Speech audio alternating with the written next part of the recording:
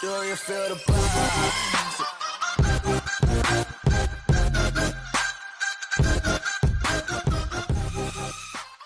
Kumusta mga kabiyahero sa mapagpalang umaga sa ating lahat. So ngayon andito tayo sa Santo Niño de Lipa Parish Church. Ayan, dito po yan sa may bandang Marawi, Lipa, Batangas. Ayan. So hindi na ako nakapag-take ng video nung umpisa ng misa kasi bawal sa loob. So ito, pagkatapos ng misa, paglabas ko, saka ako nakapag-take ng video. So pakita ko lang sa inyo yung itsura ng simbahan at ng mga kabiyahero.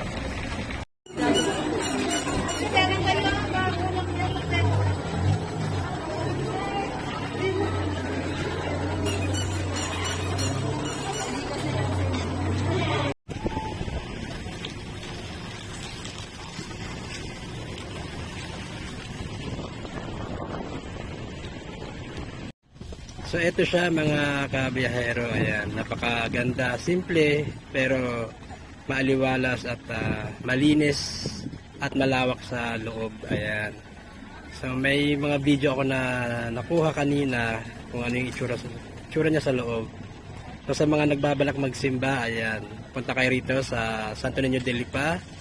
Dito lang yan sa may Marawi, Lipa, Batangas, ayan. Few moments later.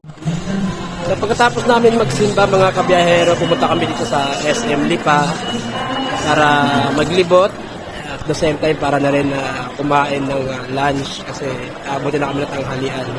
So almusal tsaka pananghalian dito na rin siguro. Inibot namin kayo dito sa loob ng SM Lipa. Oh my God! Wow!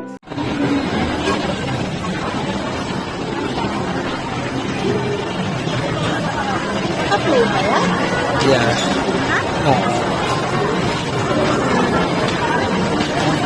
So yung design niya mga kabiyahero hindi nalalayo sa design sa SM South Mall Las Piñas. Ayan. At pinagkaiba lang itong taba na to, yung elevator dapat ano yan. I mean yung escalator dapat elevator yan. Tapos meron dito mga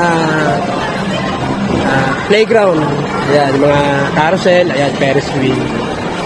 Pero maganda, maluwag, maaliwalas, malinis, at syempre, higit sa lahat, malamig.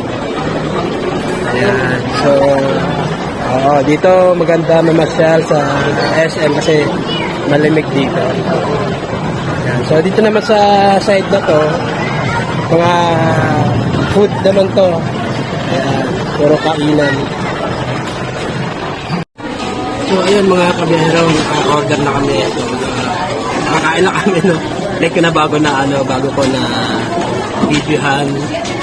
So umorder kami ng chicken at spaghetti. And then sa middle pa ako ng pagkain ko. So ayun, pakita ko lang yung order namin sa inyo. Sana all. So ayan yung aming na-order kanina. 2-piece chicken at spaghetti. And then macaroni salad. So late na nakapag-take ng video kasi dahil sa gutom.